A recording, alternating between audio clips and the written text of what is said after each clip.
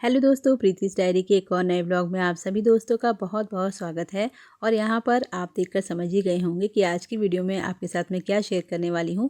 Actually ये वाली video मैं आपके साथ बहुत पहले शेयर करना चाह रही थी, लेकिन कुछ फ़ोन में प्रॉब्लम होने की वजह से मैं आपके साथ शेयर नहीं कर पाई। नवरात्रि से पहले ही मैंने अपने किचन की डीप क्लीनिंग की थी, तो यहाँ पर जितने भी कंटेनर्स थे उनको मैंने यहाँ पर धोकर सुखा दिया है। धूप लग जाने से एक अच्छी सी चमक आ जाती है और सारे कंटेनर बहुत जल्दी सूख भी जाते हैं। तो जो भी इसमें सामान था वो सब मैंने खाली कर लिया था। जो सुखाने वाला था वो धूप में सुखा भी दिया है।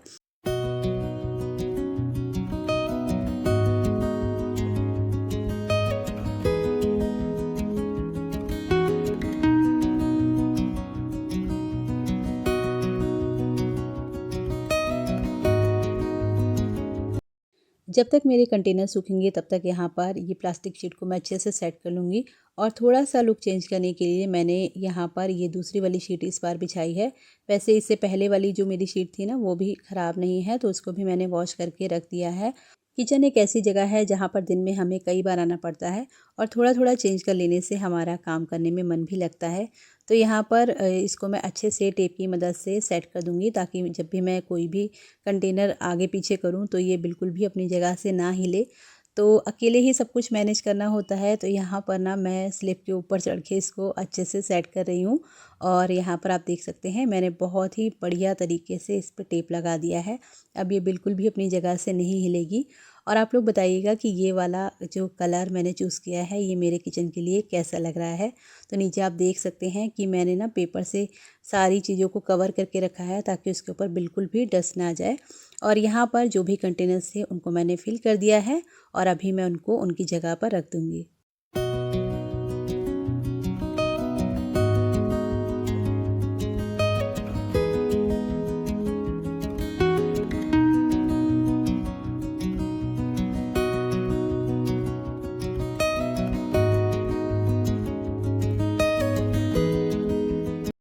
तो यहाँ पर सारे कंटेनर्स लगाने के बाद कुछ इस तरह का लुक आ रहा था।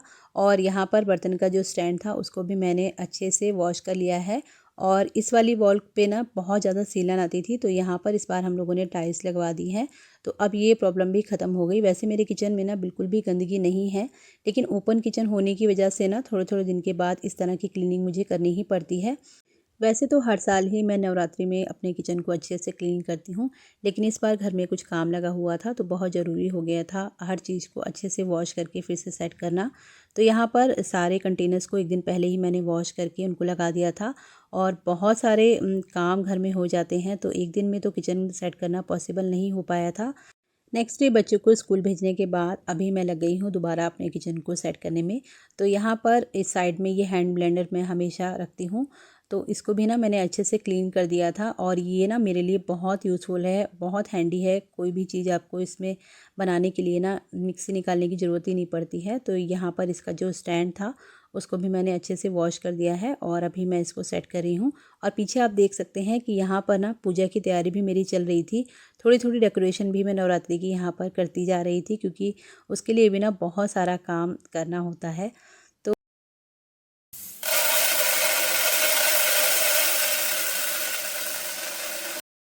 जैसा कि आपने देखा ही है कि मेरे किचन में ज़्यादातर स्टील के कंटेनर्स ही हैं, लेकिन इस बार मीशो से मैंने ये वाले कंटेनर्स भी परचेज़ किए हैं।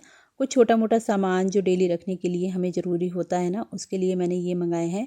और एक साइड आपने देखा होगा कि मैंने कुछ प्लास्टिक के कंटेनर्स रखे थे, तो वो सब ना अलग अलग डिज़ाइन के हो गए थे। तो इस बार उनको मैंने रिप्लेस कर दिया है इन वाले कंटेनर्स से, और काफ़ी स्पेस सेविंग लगी मुझे और देखने में भी बहुत सुंदर लग रहे थे। तो यहाँ पर जो भी चीज़ें मुझे ज़रूरत पड़ती है ना, बच्चों के लिए कुछ बनाना होता है स्नैक्स वगैरह, तो वो सब मैंने इसमें फ़िल करके रख दिए हैं।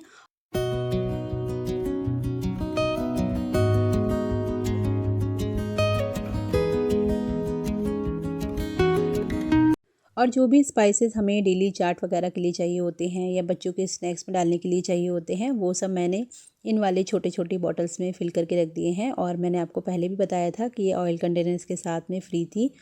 तो यहाँ पर ये छोटे वाले कंटेनर्स मैं यूज़ करूँगी अपने मसाला को रखने के लिए, जो एक्स्ट्रा मसाले मैं रखती हूँ। जैसे पूजा पाठ में कभी मुझे सब्ज़ी वगैरह बनानी होती है ना, तो मैं ये वाले मसाले ही यूज़ करती हूँ। और डेली यूज़ के लिए मैं अपनी मसालदानी में रखती हूँ। तो काफ़ी अच्छी क्वालिटी के लगे मुझे ये। और ये सारे कंटेनर्स ही मैंने वॉश करके ही यूज़ किए थे। वैसे तो साफ़ ही थे, लेकिन फिर भी ना एक बार वॉश करना बहुत ज़रूरी होता है। हर खाने के लिए अलग तरीके का मसाला और उसको रखने के लिए एक कंटेनर हमें चाहिए ही होता है। हमारे इंडियन किचन में ना बहुत सारे स्पाइसेस होते हैं, तो उनको स्टोर करने के लिए ना हमें तरह तरह के कंटेनर्स की ज़रूरत पड़ती ही है। तो ये वाले कंटेनर्स ना पर्सनली मुझे बहुत पसंद आए और काफ़ी अच्छी क्वालिटी के भी लगे। स्पेस सेविंग हैं और एक के ऊपर एक आप स्टैक करके भी रख सकते हैं। तो जैसा जो भी सामान था उसको मैंने उसी हिसाब के कंटेनर्स में फ़िल करके रख दिया है।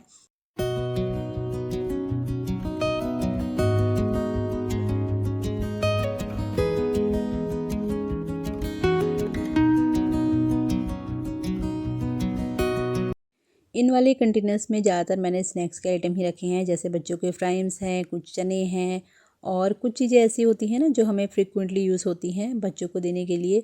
तो वो सब मैंने आंखों के सामने ही रखी हैं ताकि कोई भी चीज़ मेरी नज़र से बच ना पाए। और कई बार ऐसा होता है ना कि चीज़ें रखी रह जाती हैं और बाद में हमें ध्यान आता है कि ये भी रखा था। तो वो सारा आइटम मैंने इन सारे कंटेनर्स में फ़िल करके रख दिया है।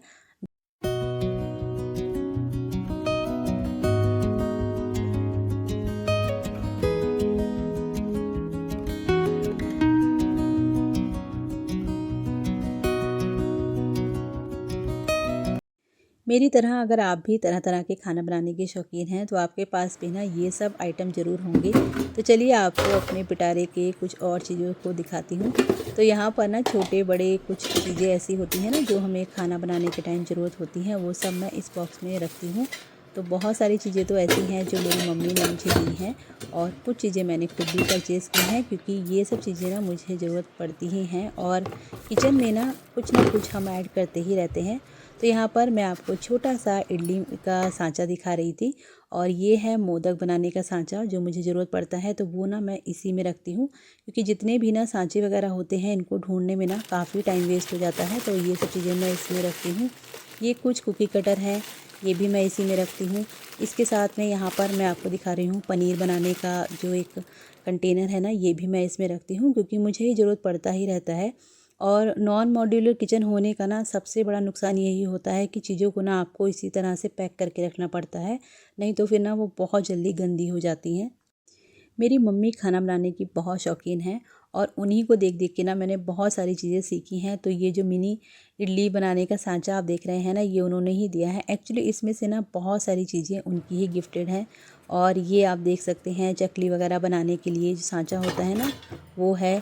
और इसके साथ में ना कई सारे तरह के डिज़ाइन वाले आपको अटैचमेंट मिल जाते हैं।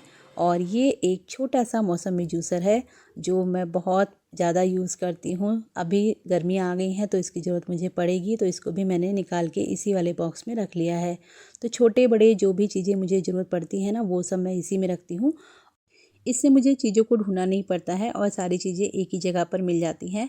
तो इस वाले बॉक्स में तो ये सारा आइटम हो गया है। इसके अलावा जो डेली मुझे चीज़ें ज़रूरत पड़ती हैं ना, वो तो मैं नीचे रखती हूँ, लेकिन ये मुझे कभी कभार ज़रूरत पड़ती हैं तो यहाँ से मुझे लेना आसान हो जाता है। तो चलिए दिखाती हूँ इस वाले कनस्तर में मैं क्या रखती हूँ। जो भी एक्स्ट्रा कंटेनर होते हैं ना, कुछ ऐसे होते हैं जो हमें खाना वगैरह पैक करने के लिए ज़रूरत पड़ते हैं, वो सारे मैं इस वाले कनस्तर में रखती हूँ। तो इसमें ये एक जगह पर रखे रहते हैं और गंदे भी नहीं होते हैं।